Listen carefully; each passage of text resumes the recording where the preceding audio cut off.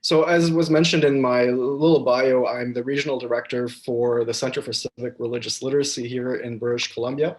And we're an organization which is a non-sectarian, non-religious organization that tries to promote the public understanding of religious, non-religious, and spiritual perspectives and communities across Canada.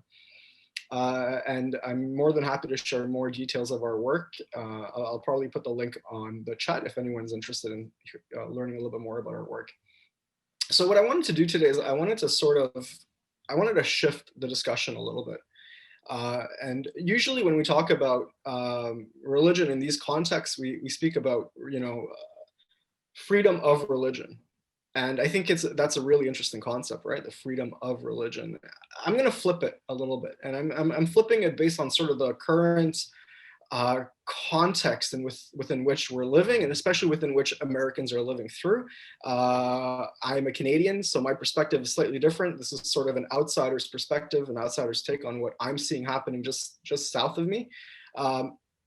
So I'm going to reposition the idea from talking about freedom of religion to talking about freedom from religion.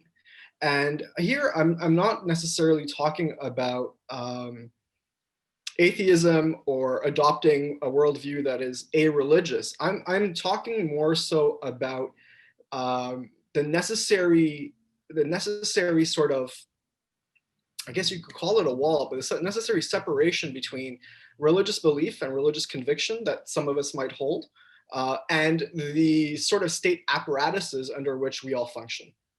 And the reason I'm talking about this is because, if the conversation that we're having is about belief, I'm sort of curious about the extent to which our beliefs sort of guide the societies within which we live.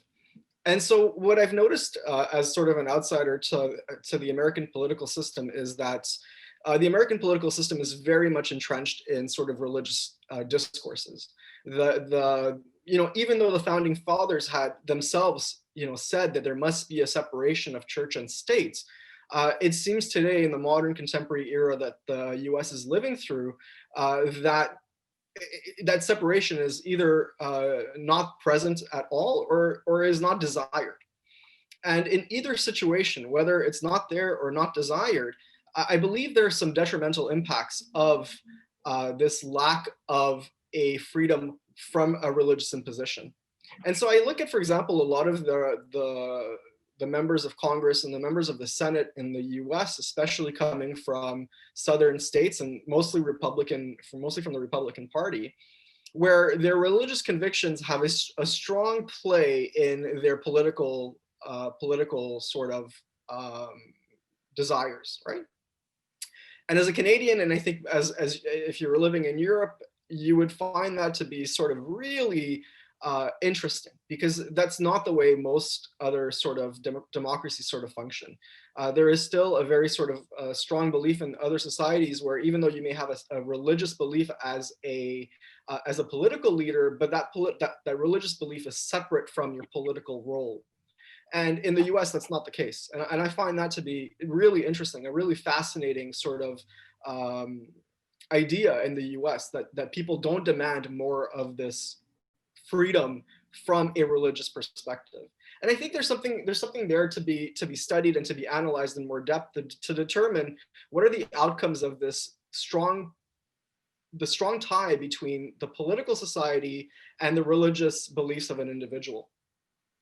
And connected to this idea of freedom from religion, and I hope that doesn't sound too out there or too sort of controversial, is this idea of shifting our understanding of belief from thinking about not what we believe, but how we believe. Because what I've noticed in the US is that people are really good at sort of especially politicians, of sort of saying, this is what I believe. I believe in pro-life.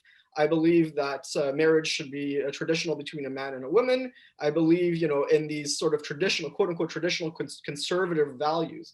But where I see the gap is the gap between how people actually practice their faith in the US And so I find it really interesting that in the practicing of faith, there's almost a sort of imposition of faith on others. That because I believe in this, everybody else ought to.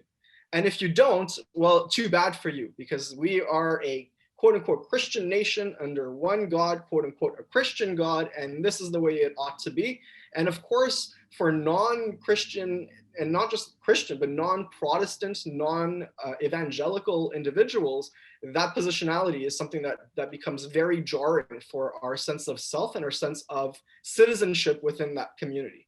Do I feel like I'm a citizen in a community where there's an imposition of a sort of Christian nationalism? If I don't abide by that sense of religious nationalism, and I feel like our citizenship as those who are alter to that tradition becomes weakened. So how does a Muslim, a Buddhist, a Sikh, how do those individuals who exist in such a society that is so predominantly, Christian evangelical focused, how is their freedom impacted by sort of this imposition? I'll just finish up here by saying um, that once again, I think there needs to be sort of a stronger delineation between our religious beliefs and the roles that we may play in our societies, especially especially for politicians. And so, just to summarize briefly, I think freedom of religion is absolutely fundamental to every sort of democratic society. But in order for that freedom of religion to actually exist, there also has to be a freedom from a religious imposition. And I'm really curious to know, in the context of the US, what are some of the overtures or the work that's being done in trying to maybe move us in that sort of direction?